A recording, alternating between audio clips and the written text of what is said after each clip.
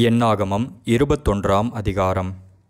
வேவுகாரர் காண்பித்த வழியாக இஸ்ரவேலர் வருகிறார்கள் என்று தெற்கே வாசம் பண்ணுகிற கானானியனாகிய ஆராத் ராஜா கேள்விப்பட்ட போது அவன் இஸ்ரவேலருக்கு விரோதமாக யுத்தம் பண்ணி அவர்களில் சிலரை சிறைப்பிடித்து கொண்டு போனான்.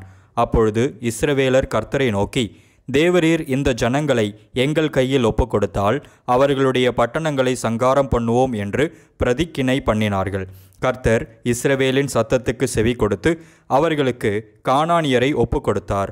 அப்பொழுது அவர்களையும் அவர்கள் பட்டணங்களையும் சங்காரம் பண்ணி அவ்விடத்திற்கு ஓர்மா என்று பெயரிட்டார்கள்.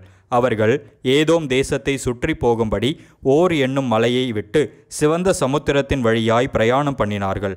வழி நிமித்தம் ஜனங்கள் மனமடிவடைந்தார்கள். ஜனங்கள் தேவனுக்கும் மோசேக்கும் விரோதமாக பேசி, நாங்கள் வனாந்தரத்திலே சாகும்படி நீங்கள் எங்களை எகிப்து தேசத்திலிருந்து வர பண்ணினதென்ன?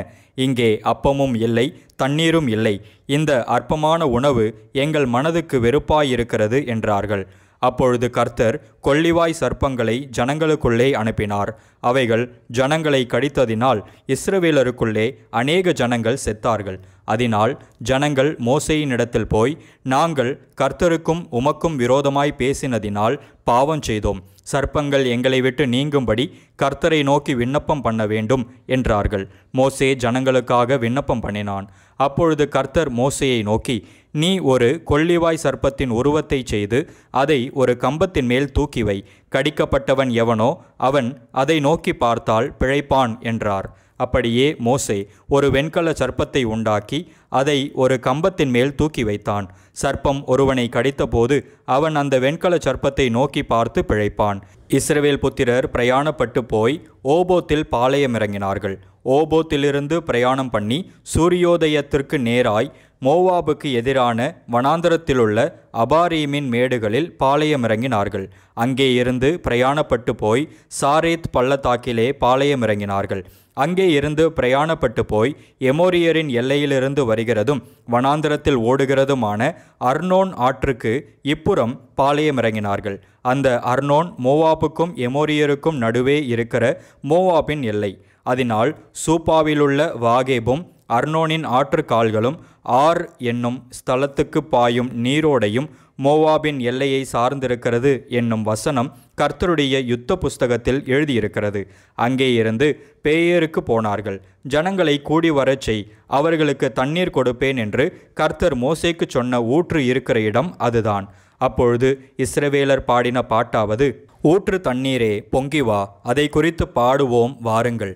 நியாய பிரமாணிக்கனின் ஏவுதலால் அதிபதிகள் கிணற்றை தோண்டினார்கள். ஜனத்தில் மேன்மக்கள் தங்கள் தண்டாயுதங்களை கொண்டு தோண்டினார்கள் என்று பாடினார்கள்.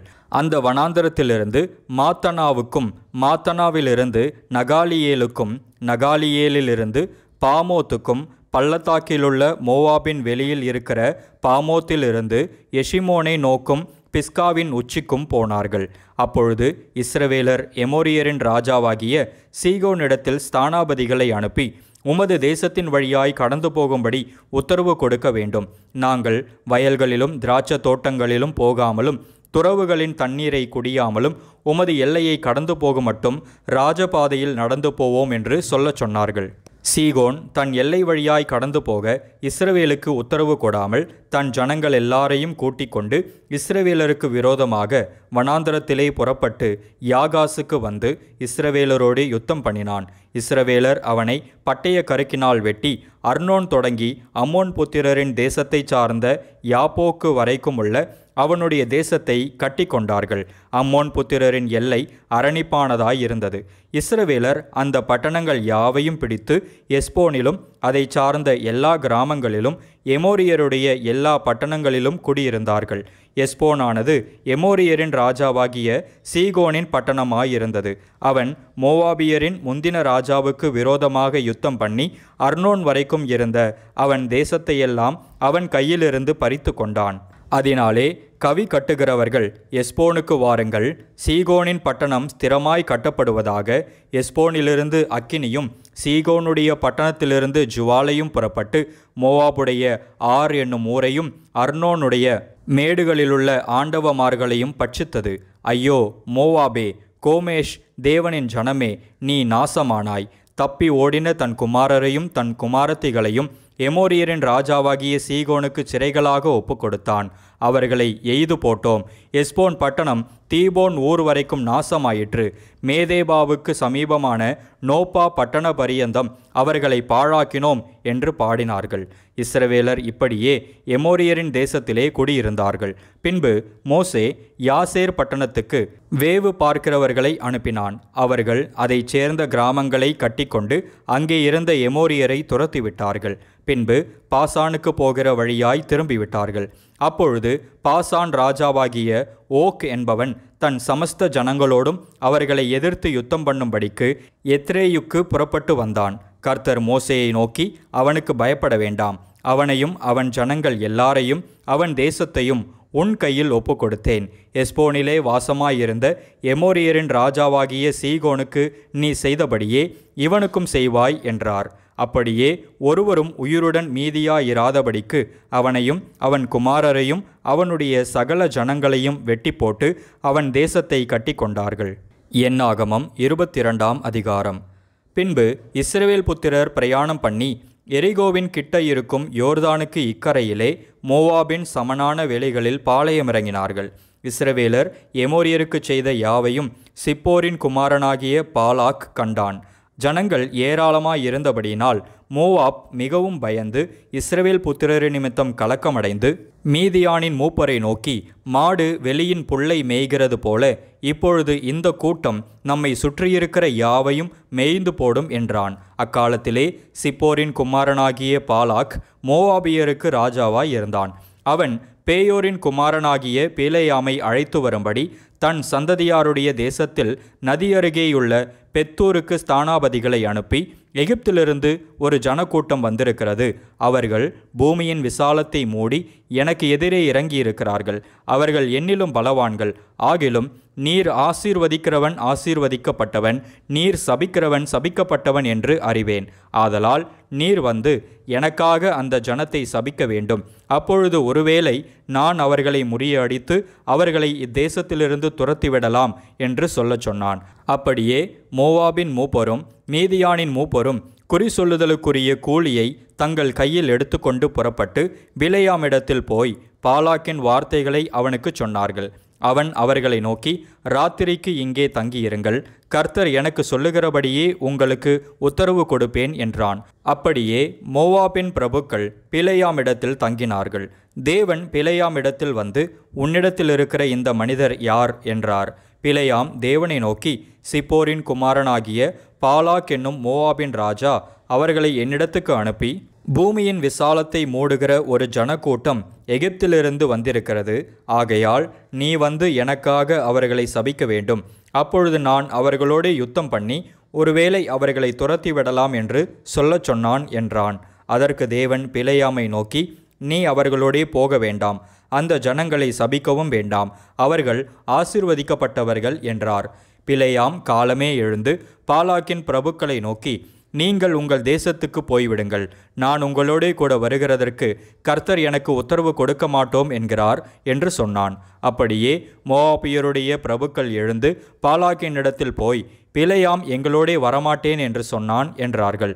பாலாக் மறுபடியும் அவர்களிலும் கனவான்களான அதிக பிரபுக்களை அனுப்பினான். அவர்கள் பிலேயாமிடத்தில் போய் அவனை நோக்கி, சிப்போரின் குமாரனாகிய பாலாக் எங்களை அனுப்பி, நீர் என்னிடத்தில் வருகிறதற்கு தடைப்பட வேண்டாம், உம்மை மிகவும் கனம் பண்ணுவேன், நீர் சொல்வதையெல்லாம் செய்வேன், நீர் வந்து எனக்காக அந்த ஜனங்களை சபிக்க வேண்டும் என்று சொல்லச் சொன்னார் என்றார்கள்.